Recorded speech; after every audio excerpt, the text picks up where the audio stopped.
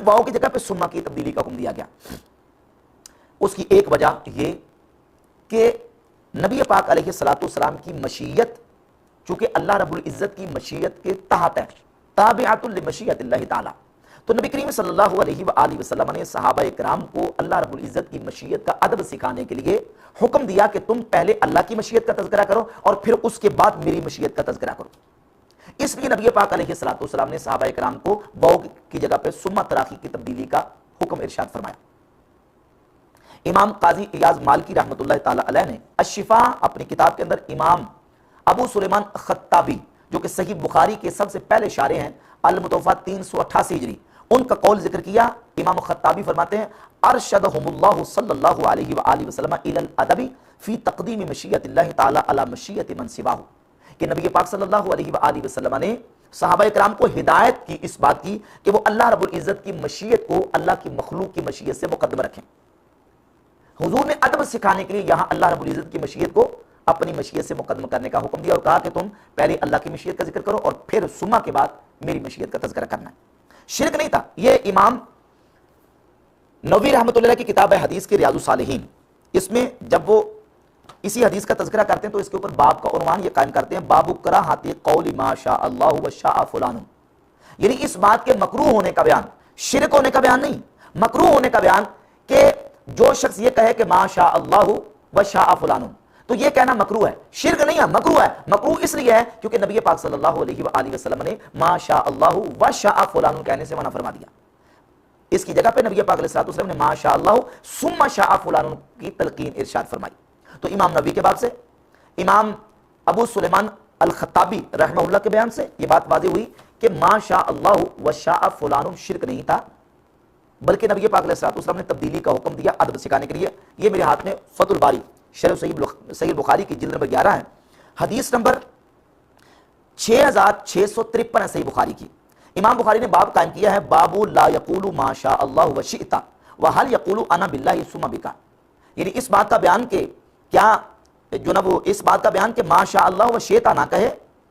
اور کیا انا باللہ ثم بک کہہ سکتے ہیں، یہ عنوان ہے باب کا۔ اور اس کے تحت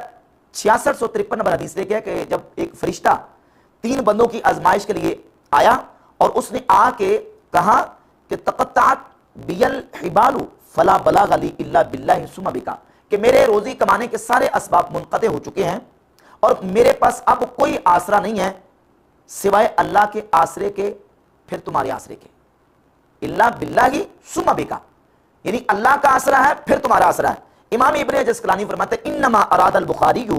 ان قولہ ما شاء اللہ ثم شئت جائز مستدلا بقولہ انا باللہ ثم بک۔ امام ابن حجر فرماتے ہیں کہ امام بخاری نے جو اس باب کے اوپر یہ جو ہیڈنگ قائم کیا ہے، اس سے امام بخاری جو ہے ان کا ارادہ یہ ہے کہ وہ ما شاء اللہ ثم شئت کو جائز سمجھتے ہیں مستدلا بقولہ، اس قول سے استدلال کرتے ہوئے انا باللہ ثم بک، کہ فرشتے نے کہا کہ مجھے اللہ کا سہارا ہے پھر تمہارا سہارا ہے۔ وقد جاء هذا المعنى عن النبي صلی اللہ علیہ وآلہ وسلم وانما جاز بدخول ثم لان مشیۃ اللہ سابقۃ علی مشیۃ خلقہ، نبی پاک علیہ السلام سے حدیث میں یہ معنی وارد ہوا ہے کہ رسول اللہ صلی اللہ علیہ وآلہ وسلم نے واو کی جگہ پہ ثم کی تبدیلی کا حکم دیا اور صحابہ سے کہا کہ تم یہ کہہ لیا کرو ما شاء اللہ ثم شاء محمد یا ثم شئت، تو فرماتے ہیں کیونکہ اللہ کی مشیت وہ مخلوق کی مشیت سے مقدم ہے۔ ولما لم یکن الحدیث المذکور علی شرطہ، جب یہ حدیث جو ہے نا جس میں نبی علیہ السلام نے صحابہ کو حکم دیا کہ تم ما شاء اللہ ثم شئت کہہ لیا کرو، امام بخاری کی شرط پر وہ حدیث نہیں تھی، یعنی صحیح بخاری کی شرط پر وہ حدیث نہیں تھی، تو امام بخاری نے چونکہ اس کے جواز کا بیان کرنا تھا تو امام بخاری نے بجائے اس کے کہ اس حدیث کو ماشاءاللہ ثم شاء والی حدیث کو لے کے آتے استنبط من الحدیث سے صحیح الذی علی شرطہ ما یوافقہ، امام بخاری 6653 نمبر صحیح بخاری میں وہ حدیث لے کے آئے جو امام بخاری کی شرط پر تھی اور اس سے استدلال کیا اور نتیجہ یہ نکالا کہ ما شاء اللہ ثم شئت کہنا جائز ہے، ما شاء اللہ و شئت کہنا جائز نہیں ہے، البتہ ما شاء اللہ ثم شئت کہنا جائز ہے، یا ما شاء اللہ ثم شاء محمد صلی اللہ علیہ وسلم کہنا جائز ہے۔ امام بخاری نے 6653 نمبر حدیث کو بیان کر کے اس سے استدلال کیا اور امام ابن حجر فرماتے ہیں کہ یہ امام بخاری اس کو جائز کرا دیتے ہیں مستدلم، استدلال کرتے ہوئے 6653 نمبر حدیث سے کہ 6653 نمبر حدیث کے اندر الا باللہ ثم بک، یعنی اللہ کا مجھے سہارا ہے پھر تمہارا سہارا۔ تو ائمہ محدثین کی ان آراء سے اور ان کے اس موقف سے یہ بات بالکل واضح ہوئی یہ شرک نہیں تھا۔ اگر یہ شرک تھا تو وہ اعتراض لازم آئے گا جس کا جواب نہیں ہو سکتا۔ سوال یہ پیدا ہوتا ہے کہ نبی پاک صلی اللہ علیہ وسلم کی ذات اقدس کے سامنے شرک ہوتا رہا، حضور سید الموحدین ہیں، نبی پاک علیہ الصلوۃ والسلام آئے ہی شرک کو مٹانے کے لیے اور توحید سکھانے کے لیے۔ حضور نے کبھی صحابہ کو نہیں روکا، نبی پاک علیہ الصلوۃ والسلام نے ان کو کبھی نہیں بتایا کہ صحابہ تم یہ جو کہتے ہو کہ انشاءاللہ و شاء محمد یہ تو شرک ہے، لہذا تم شرک کر رہے ہو، باز آ جاؤ، اس سے رک جاؤ۔ حضور نے کبھی نہیں روکا، نبی پاک علیہ السلام نے ان کو کبھی منع نہیں کیا۔ ایک یہودی نے آ کے بتایا کہ یہ تو شرک ہو رہا ہے، اور ایک یہودی کے توحید سکھانے سے نعوذ باللہ تعالیٰ رسول اللہ صلی اللہ علیہ وسلم کو توحید کا پتہ چلا۔ نبی پاک علیہ الصلوۃ والسلام کو نعوذ باللہ استغفر اللہ ایک یہودی نے آ کے توحید سکھائی، اور یہودی کے توحید سکھانے سے رسول اللہ صلی اللہ علیہ وسلم کو توحید کا پتہ چلا، نعوذ باللہ تعالیٰ۔ یہ وہ اعتراض لازم آئے گا کہ جس کا جواب نہیں ہو سکے گا۔ اس کا جواب یہی ہے کہ یہ شرک نہیں تھا، یہ توحید کے خلاف نہیں تھا۔ ہاں، نبی پاک علیہ الصلوۃ والسلام نے اس یہودی کا منہ بند کرنے کے لیے، اس کے اعتراض کو رفع کرنے کے لیے، نبی پاک علیہ الصلوۃ والسلام نے صحابہ اکرام کو حکم دیا کہ تم آئندہ سے ما شاء اللہ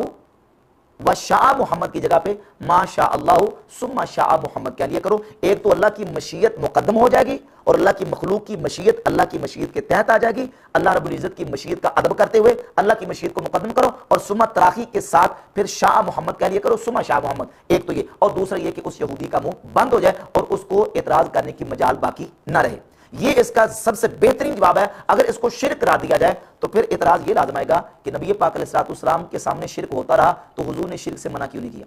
نبی پاک علیہ الصلوۃ والسلام تو آئے ہی توحید کا درس دینے کے لیے اور توحید سکھانے کے لیے، حضور سید الموحدین ہیں، نبی پاک علیہ الصلوۃ والسلام نے اپنے صحابہ کو روکا کیوں نہیں؟ یہودی کے اعتراض کرنے پر کیوں روکا؟ تو بحمد اللہ تعالیٰ یہ جو میں نے آپ کے سامنے دلائل پیش کیے ہیں، اس سے بات بالکل واضح ہو جاتی ہے کہ جو روایت مسند احمد بن حنبل اور ادب المفرد کے اندر ہے کہ تو نے اللہ کے برابر کر دیا، تو نے اللہ کا شریک ٹھہرا دیا، یہ روایت کے الفاظ، ایک تو ابن ماجہ کی جو صحیح حدیث ہے سیدنا عبداللہ ابن عباس سے، یہی حدیث اجرا والی اس روایت کے خلاف ہے۔ دوسرا، 4 صحابہ جو اس حدیث کو روایت کرتے ہیں، ان جماعت صحابہ